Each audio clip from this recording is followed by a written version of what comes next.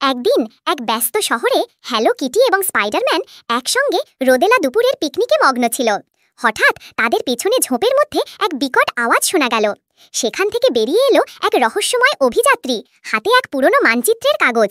বাঁচান, আমি এমারাল্ড জঙ্গলের গভীরে লুকিয়ে থাকা এক মহান ধনের মানচিত্র হারিয়ে ফেলেছি, সে আতঙ্কিতভাবে বলল এবং তারপরেই হাওয়া হয়ে গেল। হ্যালো কিটি এবং স্পাইডারম্যান উত্তেজিত দৃষ্টিতে একে অপরের দিকে তাকাল। তারা দুজনেই রোমাঞ্চ ভালোবাসে। চল সেই ধন খুঁজে বের করি, বলল হ্যালো কিটি তার ব্যাকপ্যাকে একটি গোলাপি ফিতা বেঁধে। স্পাইডারম্যান হাসল, আমি আছি। তারা ঘন সবুজ জঙ্গলে ঢুকে পড়ল। বাতাস স্যাঁতস্যাঁতে আর পাখিদের কিচিরমিচিরে ভরা। সূর্যের আলো বিশাল পাতার ফাঁক দিয়ে পড়ছে আর মাটির সুবাস চারপাশে ছড়িয়ে পড়েছে। যখন তারা আরও ভেতরে এগোতে লাগলো, তাদের প্রথম চ্যালেঞ্জের মুখোমুখি হতে হলো।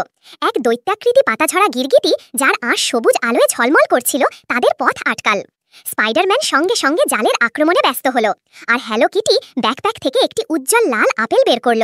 সে আপেলটি গিরগিটিকে ছুঁড়ে দিল, আর সে মোহিত হয়ে গন্ধ শুঁকতে লাগলো। আপেলটি খেয়ে সে সন্তুষ্ট হয়ে সরে গেল। মাটিতে রেখে গেল এক ঝকঝকে সবুজ চাবি। স্টেজ 1 সম্পন্ন, হ্যালো কিটি খুশি হয়ে বলল। তারা দুজনেই হাই ফাইভ দিয়ে এগিয়ে চলল।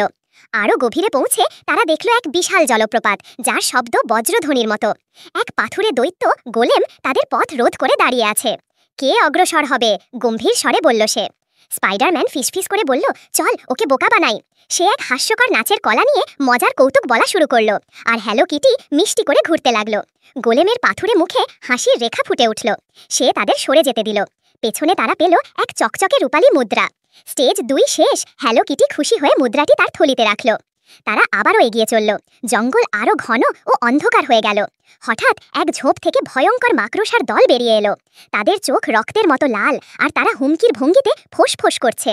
স্পাইডারম্যান দ্রুত জাল ছুঁড়ে মাকড়সাদের কিছু আটকায়, আর হ্যালো কিটি বুদ্ধিমত্তার সঙ্গে আয়না ব্যবহার করে আলো প্রতিফলিত করে বাকি মাকড়সাদের বিভ্রান্ত করে। শেষে মাকড়সারা পানিয়ে যায়, মাটিতে ফেলে রেখে যায় এক নীলা পদক। 3টে কাজ শেষ, বাকি 2টো, স্পাইডারম্যান বলল। তারা একবার বিশ্রাম নিয়ে ক্যান্টিন থেকে পানি খেলো। এরপর তারা পৌঁছালো এক প্রাচীন পাথুরে সেতুর কাছে, যা এক ঘূর্ণায়মান নদীর ওপর দিয়ে গেছে। কিন্তু সেতুটি পাহারা দিচ্ছিল এক দৈত্যাকার কথা বলা তোতা। হ্যালো কিটি মানচিত্রটি বের করলো। সেখানে এক কোণে লেখা ছিল, পাসওয়ার্ড হলো বন্ধুত্ব। হ্যালো কিটি বলল, বন্ধুত্ব। তোতা মাথা নাড়ল আর উড়ে গেল। মাটিতে রেখে গেল এক সোনালি পালক। স্টেজ 4 পার, স্পাইডারম্যান বলল। তারা সতর্কভাবে সেতু পার হলো। শেষে তারা পৌঁছালো এক উজ্জ্বল ফুলে ভরা গোলকধাঁধায়। চারপাশে ডগডগে রং আর জলে ফুল।